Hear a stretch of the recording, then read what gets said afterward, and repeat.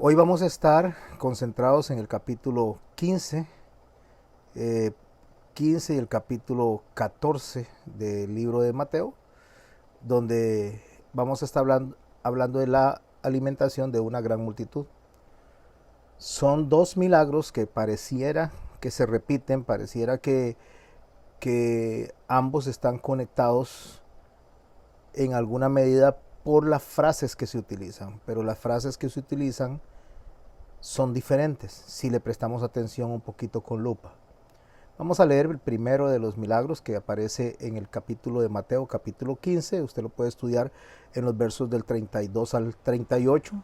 Y Marcos registra lo que es este milagro en el capítulo 8 de su libro, en los versos 1 al 10.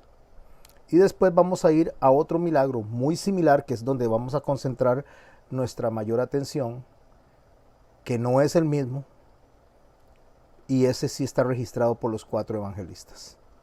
Leyendo Mateo capítulo 15, el verso 32, el texto nos dice así: Y Jesús, llamando a sus discípulos, dijo: Tengo compasión de la gente, porque ya hace 3 días que están conmigo y no tienen que comer.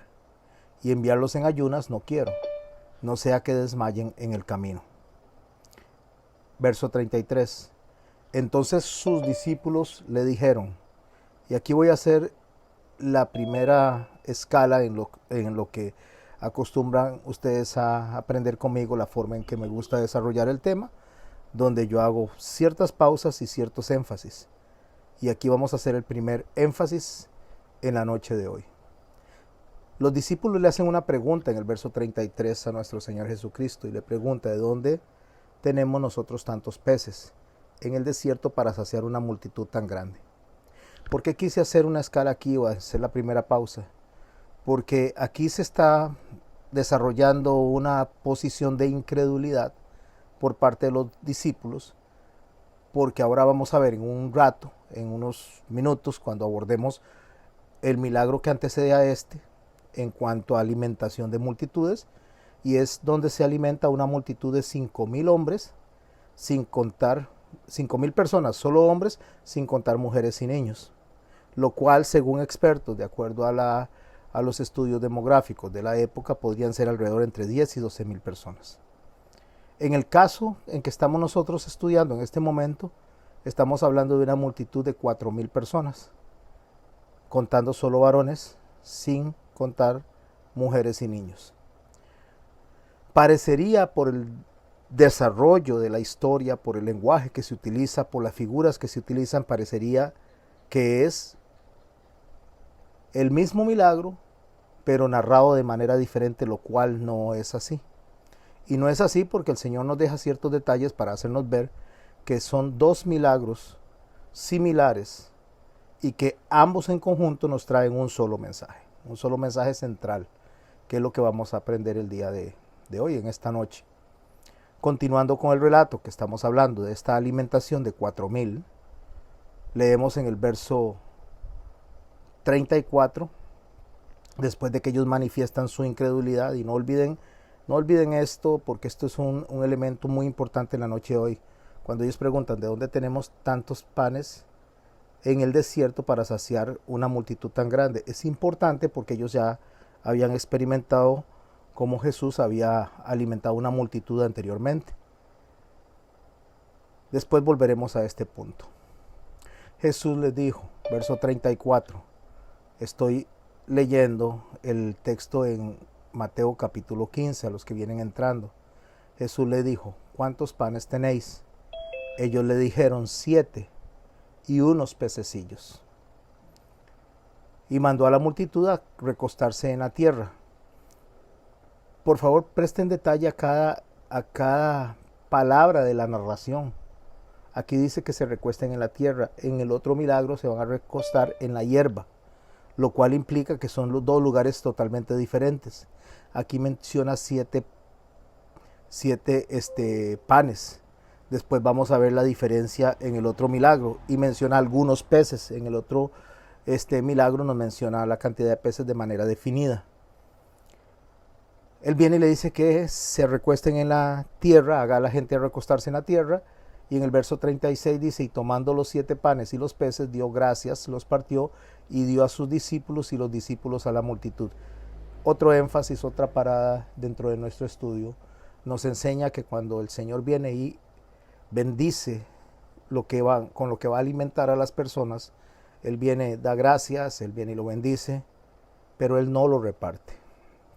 Y esto lo vamos a ver cuando estudiemos el milagro que antecede a este. Él no lo reparte, lo reparten sus discípulos. Esto es importante, primeramente porque nos enseña a nosotros cómo funciona el discipulado, cómo funciona la forma de presentar la palabra, cómo funciona el evangelio a la hora de ser administrado por la iglesia. El Señor le da el evangelio a los discípulos. Es lo que está dentro de la gran comisión, cuando el Señor dice que vayan por toda la tierra y hagan discípulos. Eso es la gran comisión, hacer discípulos.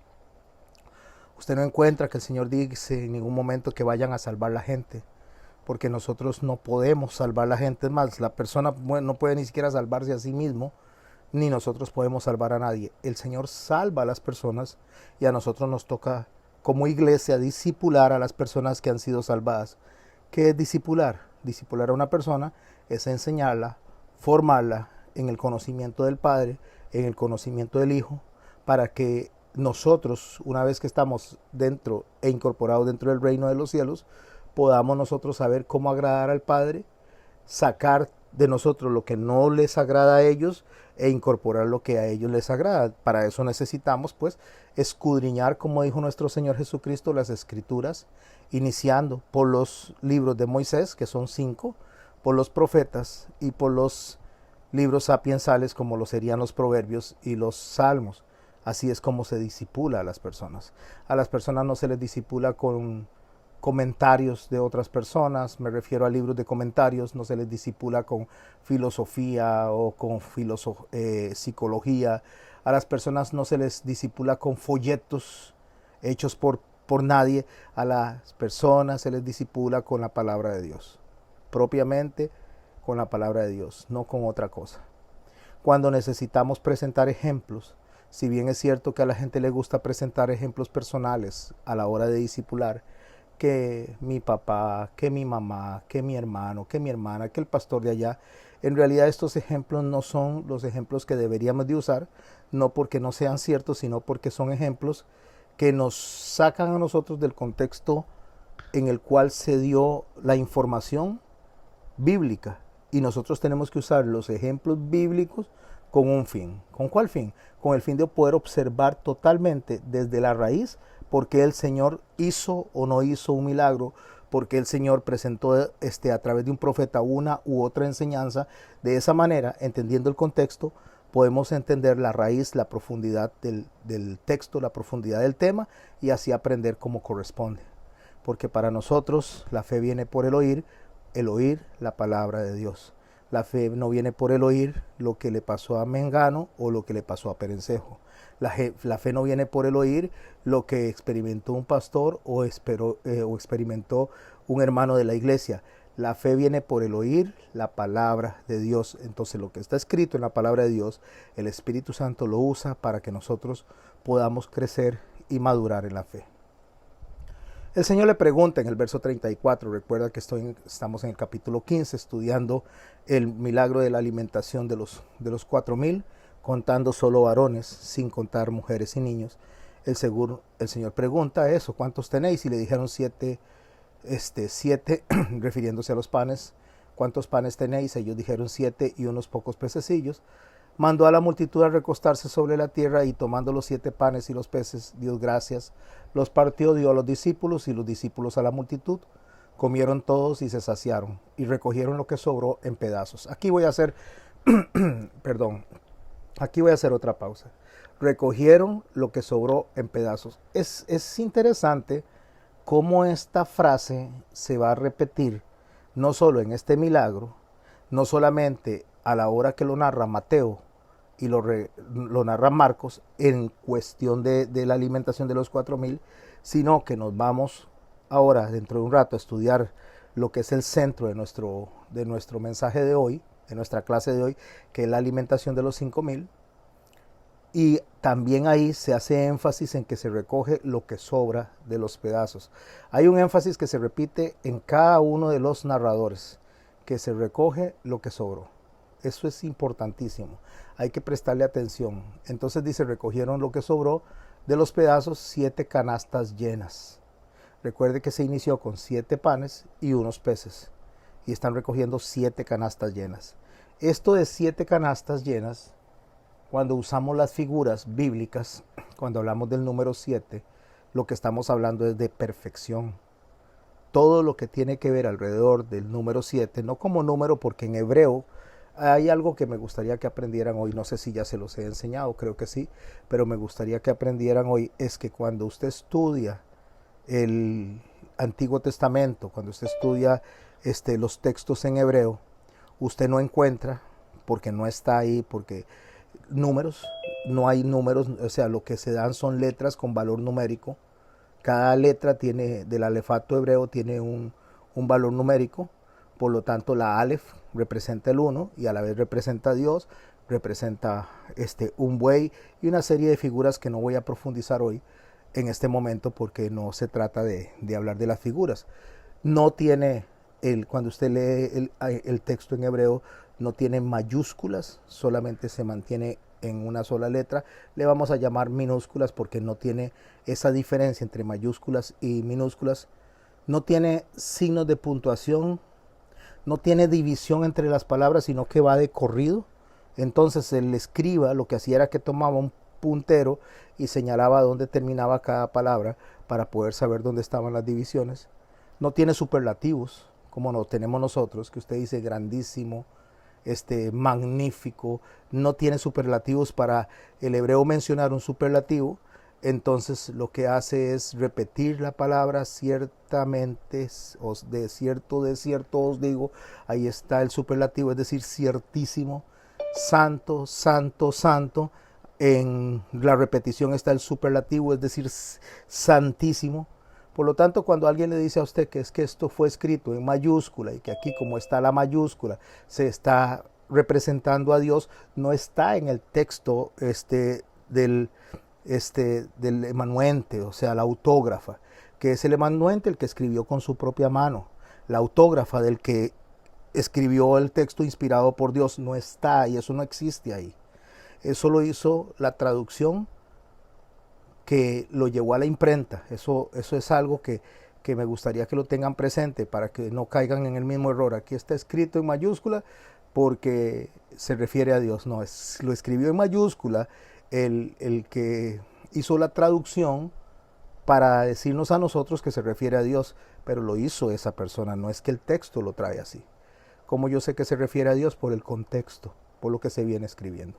Solo quería decírselos como una curiosidad porque hay cosas que se dicen y no son tal y cual nos da a nosotros el mensaje correcto. Eso son cosas puestas por la, yo voy a decir en este momento por la ignorancia, pero a veces es la ingenuidad, a veces es el no deseo de escudriñar correctamente, el no profundizar, el no ir a la escuela correcta o al mentor correcto y entonces ir tal vez a una persona que tomó una posición de enseñanza desde sus emociones y otros lo están siguiendo. De ahí que Pablo es tan tajante, tan serio cuando él dice: el que a sí mismo se hace maestro, a sí mismo se condena.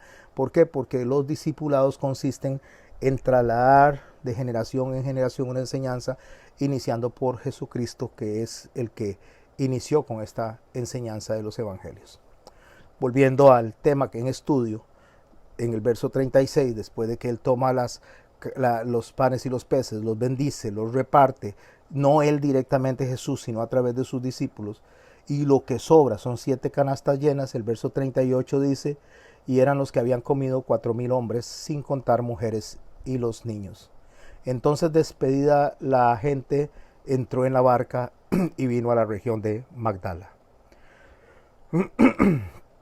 Marcos en el capítulo 8 narra este mismo evento, pero en realidad no quiero concentrarme en repetir todo lo que Marcos dice porque es exactamente lo mismo que Mateo está diciendo. Habla de que fueron 4,000, pero también menciona una región que se llama Dalmuta, que viene de la región de Dalmuta, que se refiere a la misma región de Magdala, que es donde el Señor estaba. Pero cuando él habla de Dalmuta, Marcos y el evangelista Mateo habla de Magdala, están refiriéndose básicamente a la región que se conocía como Decápolis, donde habían 10 ciudades, y ahí era donde era un territorio básicamente gentil, en la zona de Galilea. Jesús andaba predicando ahí, y ahí fue donde hizo ese milagro. Les decía cuando inicié la explicación que este milagro tiene el mismo patrón de narración, de elementos o figuras que utiliza el capítulo 14 de Mateo, el mismo en cuanto a la estructura, no es el mismo evento. Para eso entonces les voy a invitar, y aquí es donde vamos a empezar a profundizar el mensaje como tal. Vamos a devolvernos a Mateo capítulo 14, estamos en el capítulo 15, ahora nos vamos a ir al capítulo 14. Les comenté que el milagro de los 4,000 lo narra solamente Mateo y lo narra únicamente Marcos. El milagro que vamos a estudiar ahora, que es de los 5,000, lo narran los 4 evangelistas. Si quiere tomar nota para estudiarlo después, el milagro que vamos a estudiar en Mateo capítulo 14, en Marcos está en el capítulo 6, en Lucas está en el capítulo 9 y en Juan está en el capítulo 6. Cuando Mateo empieza a desarrollar la historia del relato del milagro que vamos a estudiar en este momento, que es el de los 5,000, contando solamente varones, sin contar mujeres y niños, en el verso 13 del capítulo 14 de Mateo dice: oyéndolo Jesús se apartó de allí en una barca a un lugar desierto y apartado, y cuando la gente lo oyó, le siguieron a pie desde las ciudades. ¿De cuáles ciudades lo vienen siguiendo? De las zonas de Decápolis, donde él estaba predicando durante esos días. Verso 14, saliendo Jesús vio a una gran multitud y tuvo compasión de ellos, y sanó a los que de ellos estaban enfermos. Cuando anochecía se acercaron sus discípulos diciendo: el lugar es desierto y la hora ya pasada, despide a la multitud para que vayan por las aldeas y compren de comer. Pausa nuevamente en nuestro estudio. Si usted analiza a estos discípulos, ellos cada vez que alguien se les acercaba de la zona de Decápolis, que se les acercaba de la zona de Galilea, ellos reaccionaban de una manera hostil. Despide a la multitud, o sea, que se vayan a comer a sus aldeas. Eso lo hicieron con la mujer sirofenicia, eso lo hicieron con la mujer que vino a presentar su petición de la hija que estaba endemoniada, y eso lo hicieron en varias ocasiones. Despídelo, que se vayan.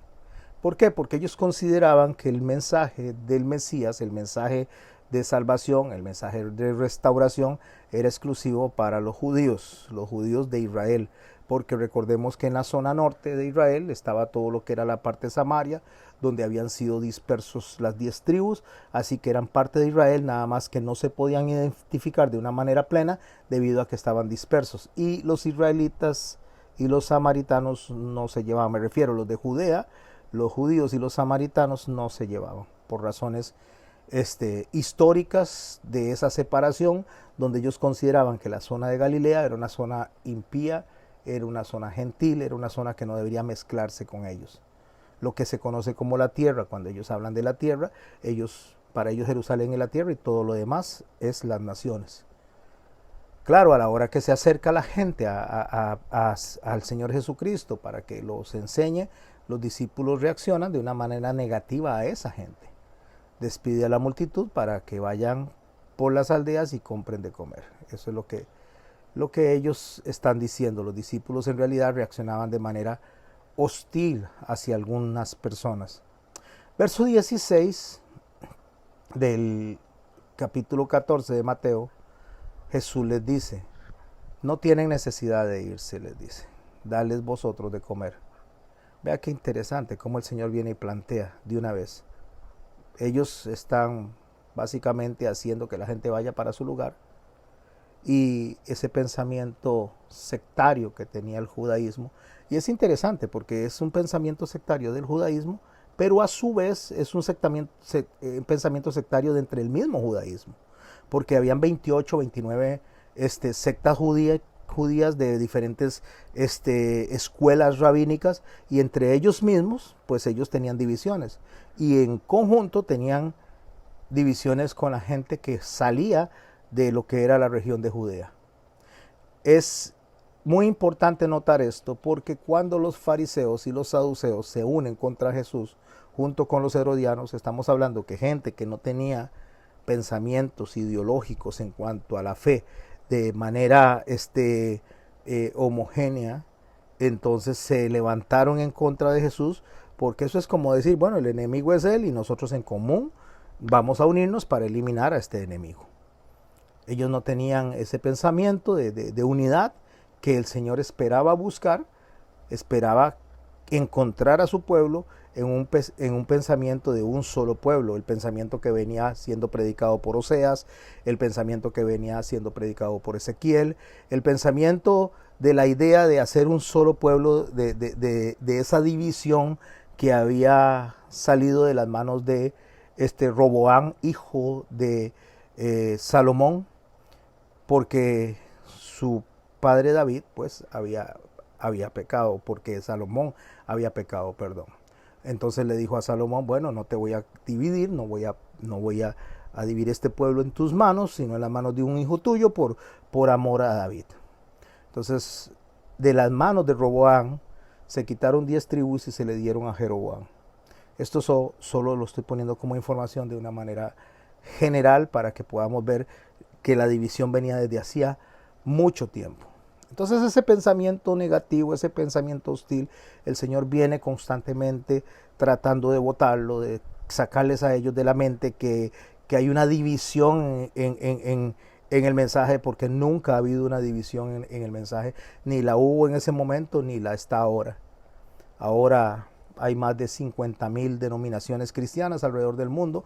Habemos 8,000 millones de personas. De esos 8,000 millones de personas, 2,500 millones de personas se dicen cristianos, pero divididos en muchas fracciones, divididos en 50,000 denominaciones.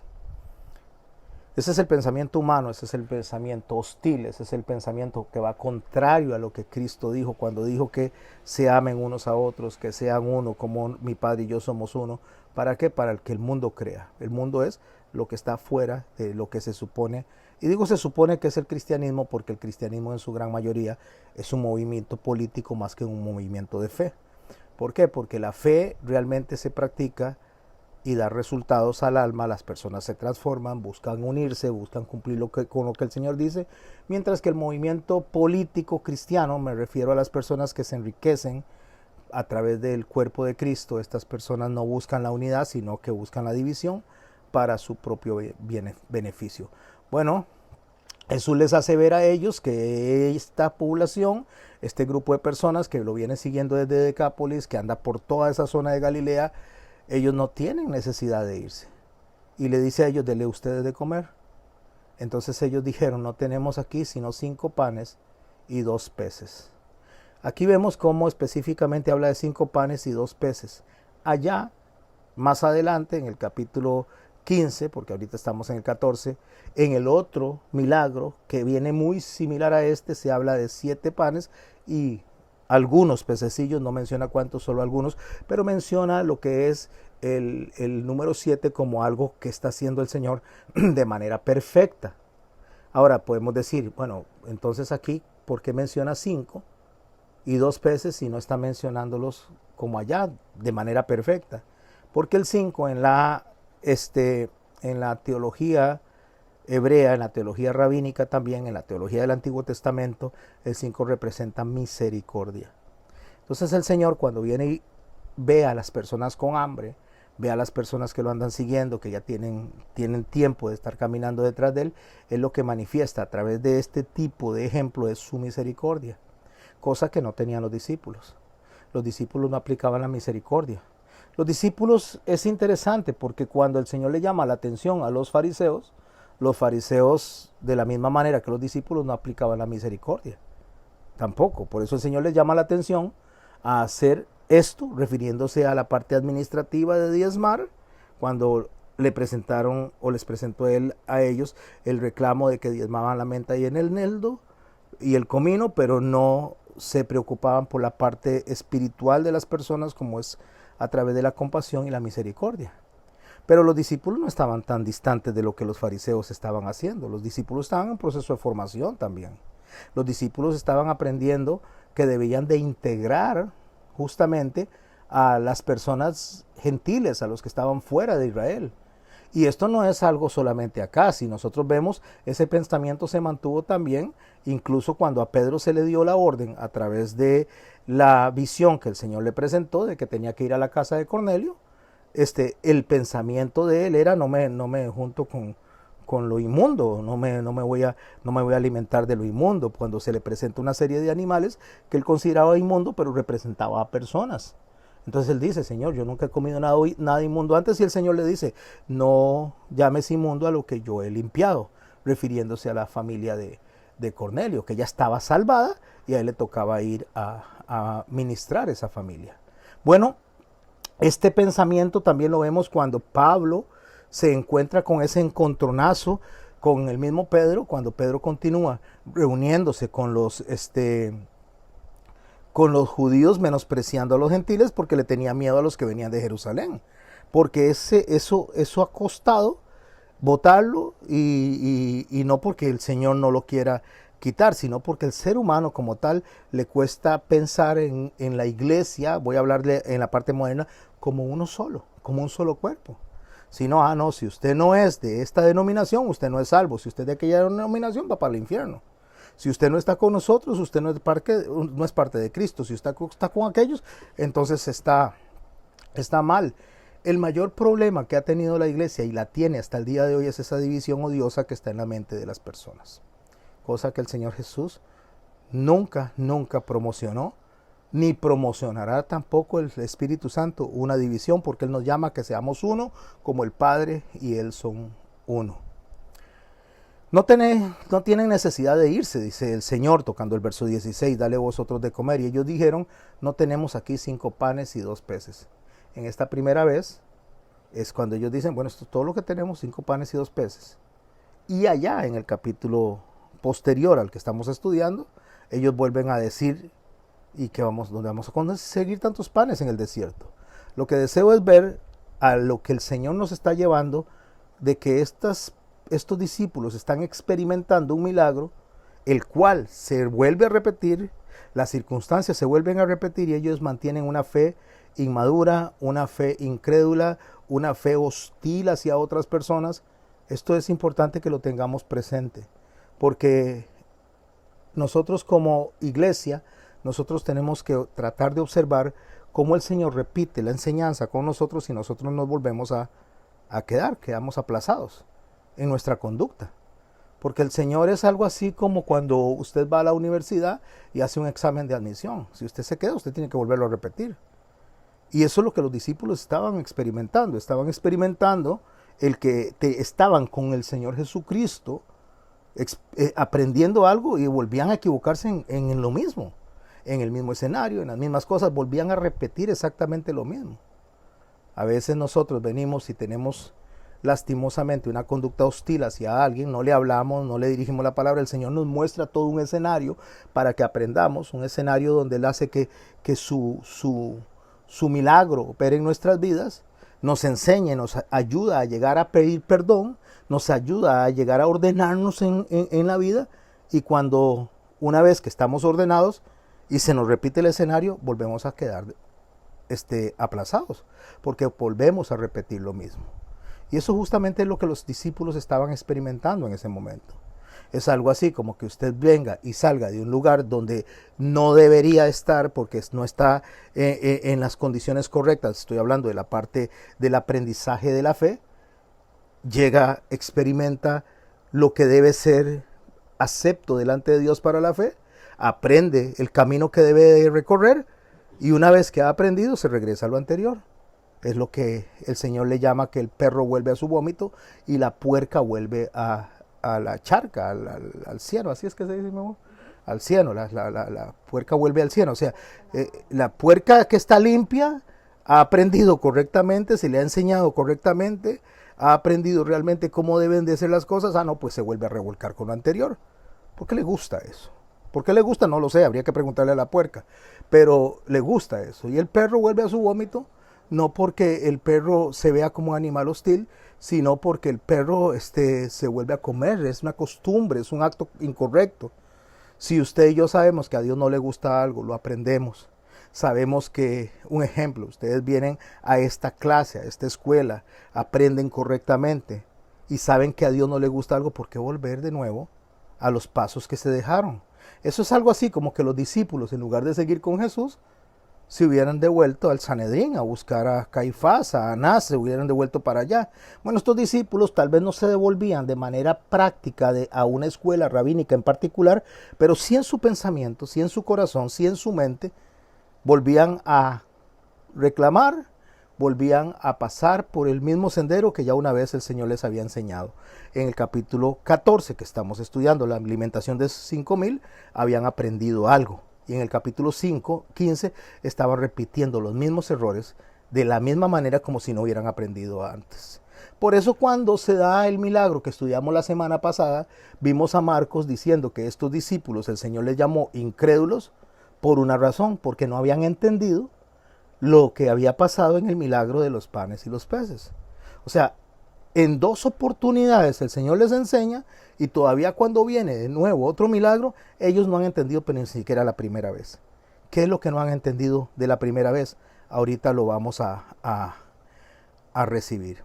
Téngalo ahí presente. Dígame, Jonito, a ver, voy a hacer una pausa aquí con Johnny, ahí edito eso. Sí, es que quería hacer una pregunta. Ellos tenían algo, digamos, en contra de ese lado como de Samaria. Claro que sí. Pero digamos, de esos 12 discípulos, solo uno es de Judea, los demás son de Galilea, Galilea de los gentiles. Entonces estamos viendo que ellos, lo que estaríamos diciendo es que ellos también, tenían un no prejuicio. siendo de Judea, ellos también tenían su separación con la otra parte, a pesar de que los judíos tenían separación con ellos también. Sí, porque eso es. Gracias, Johnny, por esa intervención. Me gustó mucho y lo voy a dejar grabada, así que no piense que se lo voy a borrar. Y le voy a decir por qué. Eso es algo así como cuando los mexicanos llegan a los Estados Unidos.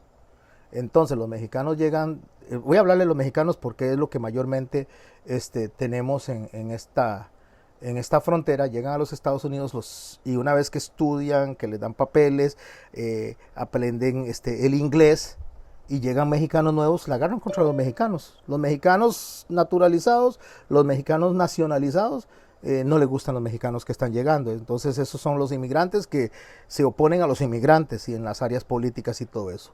Eso es justamente lo que está pasando. Ellos están con el maestro, ellos están con el Mesías, pero nosotros tenemos un estatus mejor que estos que el maestro no ha escogido. Y eso se repite varias veces. Recuerde que en una oportunidad le dicen a Jesús: aquellos andan predicando en tu nombre, pero no son de nosotros. Y el Señor les dice: mientras sea en mi nombre. O sea, cuando ellos están atacando a aquellos es porque no están aquí, porque no estamos juntitos, y eso se da en todas las áreas. Sí, ahora sí nosotros sí sabemos, ahora sí sabemos realmente de figuras, ahora sabemos de fiestas, ustedes no. Y se ataca al otro porque ya yo tengo algo, sea conocimiento, sea un estatus dentro de una empresa o una iglesia o lo que sea. O sea, estoy en una posición que aquellos no tienen. Y como aquellos no la tienen, soy mejor que esos. Gracias, Johnny, por esa observación. Y volvemos de nuevo al texto y dice así. ¿Dónde está? A ver si me lo acuerdan. Verso 18. Sí, verso 18. Y él les dijo: tráemelos acá. Bueno, lo que él está pidiendo. Entonces mandó a la gente a recostarse sobre la hierba. Recuerde que en el capítulo 15 dice que se recostó sobre la tierra. ¿Para qué hace esos pequeños detalles nuestro Señor? O sea, a la hora que el Espíritu Santo inspira al escritor, para que veamos una diferencia entre un evento y el otro en cantidad de personas, en el lugar del acontecimiento en el alimento que se dio, similar, pero no exacto. Y entonces dice, levantando los ojos al cielo, bendijo, partió y dio los panes a los discípulos. Y escuche esto de nuevo que hace más adelante en la alimentación de los 4,000. Y los discípulos a la multitud. Es que esto es tan importante, mis hermanos, no podemos pasarlo por alto. O sea, la iglesia tiene una labor, la iglesia tiene una función tan importante. Dice el libro de Hebreos que el Dios se le reveló a las personas a través de los profetas, a través de los escritos, a través de la misma naturaleza. Dios se reveló. Pero que hoy día, mis hermanos, se revela a través del Espíritu Santo, el Espíritu Santo en la iglesia, y a nosotros nos toca hacer una labor. Es revelarse me refiero a quitar el velo delante de las personas. Vea qué interesante. Yo quiero hacer una pausa, no tiene que ver con un milagro, pero sí tiene que ver con una parábola, que podría ser que las estudiemos en su momento. Estamos hablando de la parábola del samaritano. Cuando el samaritano viene, el buen samaritano, así es como le dicen algunas personas, aunque se habla del samaritano, cuando el samaritano viene y entonces este samaritano atiende a un hombre que había sido asaltado, un hombre que había sido agredido en el camino, donde pasa un levita, pasa un sacerdote, y empieza a narrar los que se supone que debían de haberle ayudado a este samaritano, a este hombre que fue atacado. Entonces él habla de que vino un samaritano, este samaritano es de la región de Galilea, este samaritano es un despreciado, este samaritano es una persona que está fuera del círculo del judaísmo, pero el que está agredido, que casi muerto por los ladrones, que está casi muerto recibe ayuda desde el que se supone que ellos desprecian, y no del sacerdocio, ¿verdad? De lo que tenía que ver con lo que, de donde ellos esperarían ayuda. Entonces, tomando este escenario, algunas personas consideran que este escenario que está presentado acá es para enseñarnos a nosotros que nosotros tenemos que ser solidarios con todas las personas y ayudar a todas las personas que están en desgracia. Y de ahí el peligro de no buscar quién se está revelando en el texto, porque podríamos decir entonces que usted tiene que venir y soportar económicamente, emocionalmente, tiene que soportar a todo mundo, al que sea. Y eso no es así. Porque está muy claro que el Señor dice, a los pobres siempre los tendréis, refiriéndose a tiéndanme a mí. Por otro lado, el Señor nos enseña a través de Salomón que nosotros tenemos que discernir a la hora que extendemos la mano. Porque como dijo Gamaliel, podríamos encontrarnos peleando contra Dios, una batalla directamente contra Dios. Y al final de cuentas Dios tiene un propósito a la hora de tratar a cada persona. Y quiero decirle algo, mis hermanos y mis hermanas. Cuando el Señor narra al samaritano, cuando el Señor narra este escenario donde Él viene y le ayuda a este hombre que ha sido agredido, este hombre nunca estuvo en esa situación por un asunto de pecado. Este hombre estuvo en esa situación por una razón de que fue agredido, fue asaltado en el camino. Así que nosotros no podemos proceder de la misma manera o de la misma forma de pensar con una persona que está sumida en drogas, que decide estar en su vida destruyéndose a sí mismo, que una persona que está en una condición de crisis por un evento natural, porque lo atacaron, porque por cosas, circunstancias fuera de su control, que tal vez sea una persona que es ejemplar, una persona que es trabajadora, una persona que quiere salir adelante. A esa persona hay que extenderle la mano, y que son hermanos, se llaman hermanos porque son personas que están dentro del círculo. El problema consiste en cuando nosotros venimos y agarramos un mandamiento para la iglesia, para la conducta de la iglesia, y pensamos nosotros que va directamente a todo el mundo indiscriminadamente.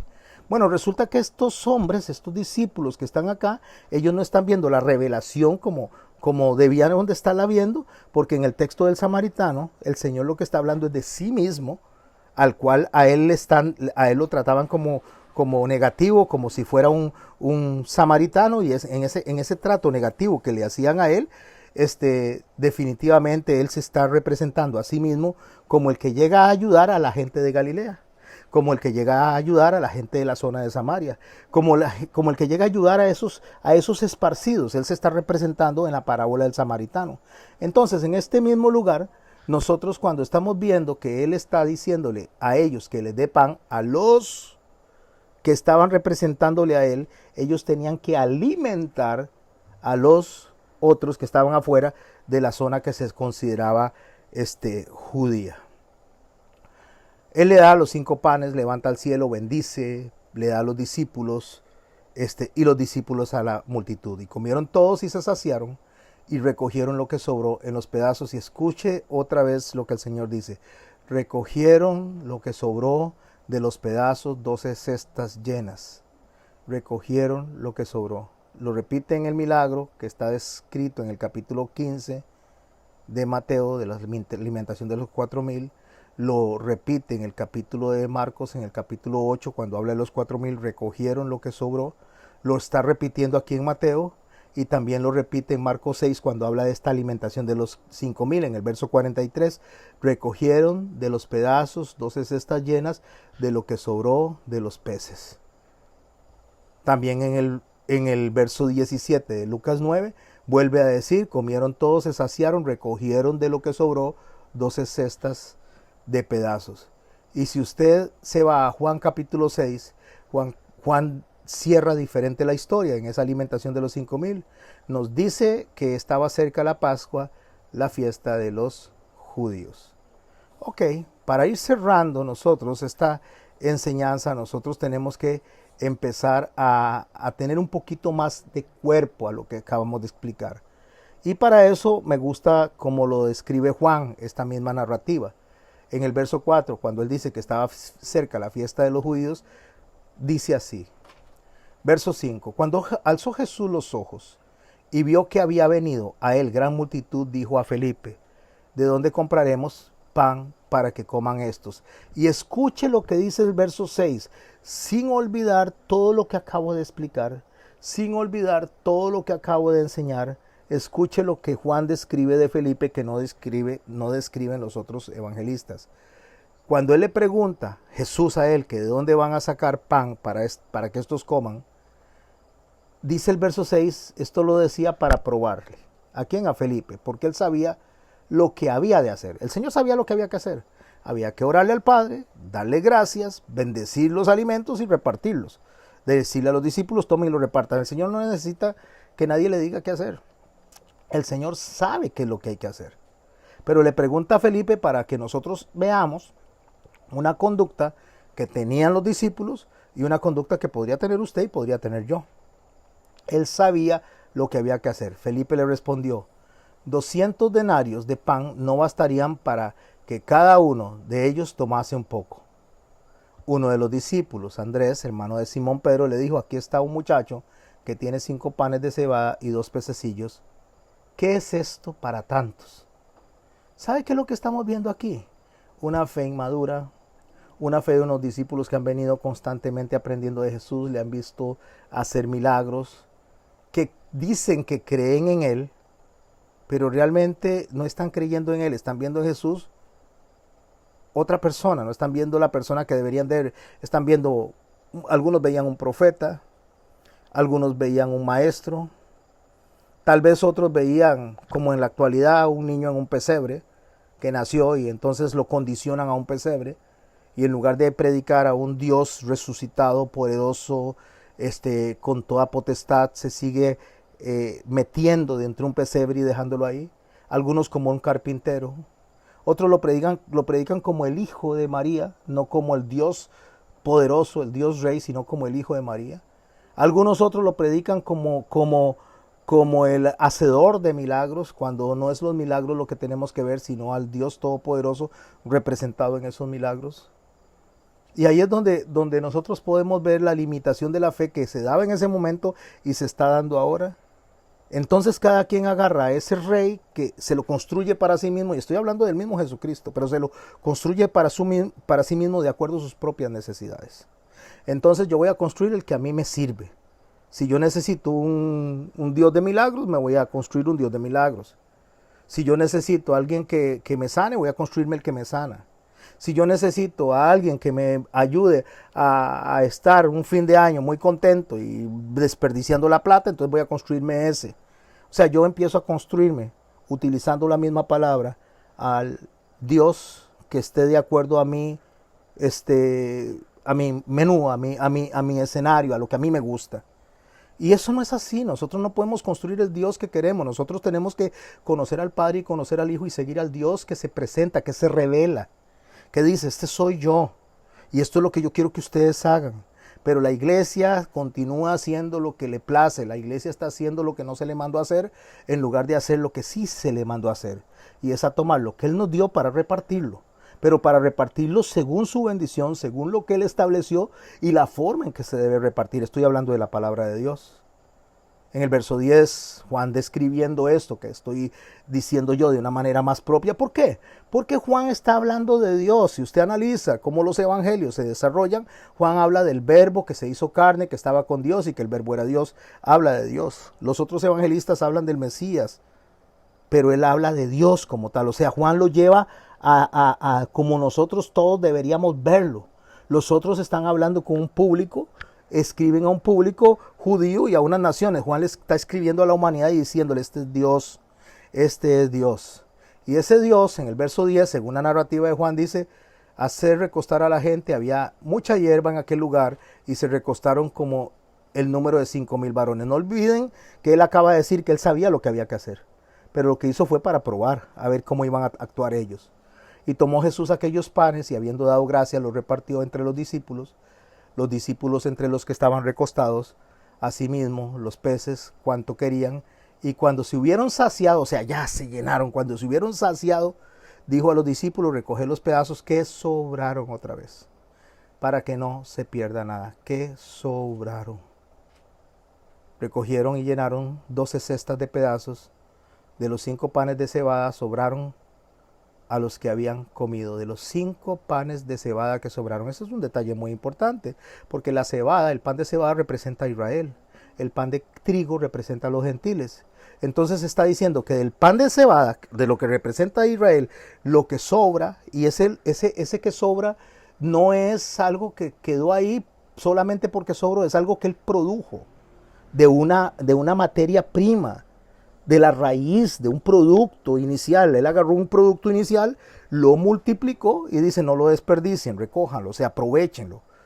Para nosotros, mis hermanos, la materia prima está en los libros de Moisés, la materia prima está en los libros sapiensales, como son los salmos, como son los proverbios. La materia prima está en los profetas. Esa es la materia prima. La materia prima produce un pueblo, produce 12 cestas. Está hablando de congregación, está hablando de Israel, está hablando de las tribus de Israel. Produce 12 cestas de pedazos de panes de cebada que sobran, o sea, se extiende el mensaje y llega hasta el otro capítulo donde hay 7 perfectas cestas de lo que significa lo que sobra. El remanente es el nombre correcto que vamos a hacer para alimentar a los que han de venir. Verso 14, aquellos hombres entonces, viendo la señal que Jesús había hecho, dijeron, este verdaderamente es el profeta que había de venir. Claro, por supuesto que en el siguiente capítulo, ellos no van a estar viendo de manera madura lo que el Señor está haciendo, porque no están viendo a Dios. Están viendo un profeta que había de venir. Estaban viendo, según el verso 15, dice que Jesús, pero entendiendo Jesús que iban a venir para apoderarse de él y hacerle rey, volvió a retirarse al monte solo. O sea, no lo estaban viendo como él quería que lo vieran. Lo estaban viendo como un rey, como un político, como un resuelve problemas de la tierra, como una persona de esta dimensión. Y el texto lo que me enseña a mí claramente es que él se estaba revelando, tanto en la parábola del samaritano, como en cada milagro, como en todo lo que estaba haciendo, como el Dios hacedor de vida. Porque él venía a resolver no añadiduras, sino venía él a enseñar el reino de Dios y su justicia. Por eso cuando él dice que el reino de Dios y su justicia está aquí, lo que está diciendo, yo estoy aquí ya. Yo vengo a enseñarles cómo hacer las cosas. Y cuando él dice que el tiempo se ha cumplido, es que todo lo profetizado de él en este momento está cumplido. Todo lo que tenía que ver con su venida. Y ahí inician el fin de los tiempos, donde él dice, pongan los ojos en Cristo, autor, consumador y galardonador de la fe. ¿Dónde ponemos nosotros los ojos? En los milagros que son añadiduras, buscando nuestro milagro, el nuestro. no el del Señor, el milagro nuestro. Entonces hay gente que dice, ven por tu milagro, ven por tu milagro. ¿Cuál es su milagro?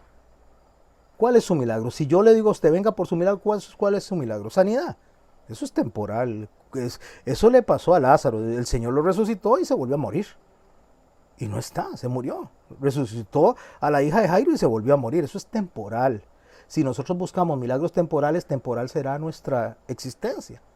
Pero si nosotros buscamos milagros eternos, si nosotros buscamos el verdadero milagro, realmente donde tenemos que enfocarnos, y es a Emmanuel, Dios entre nosotros, que es a Jesucristo, Hijo de Dios, enseñándonos cómo acercarnos al Padre. El verdadero milagro se lo dijo a ellos cuando venían contentos de hacer milagros. Hasta los demonios se nos sujetan en tu nombre. No se alegren, dice, porque los demonios se les sujeten. Alégrense porque su nombre está escrito en el libro de la vida. Ese es el verdadero milagro. El verdadero milagro es que usted y yo tengamos acceso a la vida eterna a través de lo que el Padre hizo, a través de lo que el Hijo hizo y a través de lo que el Espíritu Santo está haciendo. Oremos, mis hermanos, para que conversemos alrededor de este tema. Padre, en el nombre de Jesús, te damos gracias una vez más por la enseñanza que nos traes, Señor. Te damos gracias por la forma en que tú te presentas, Señor, donde nos pones, Señor, a poder analizar nuestra conducta y lo que tú quieres, Señor. A poder concentrarnos realmente en la verdadera esencia de la fe como lo estamos estudiando, Señor bueno.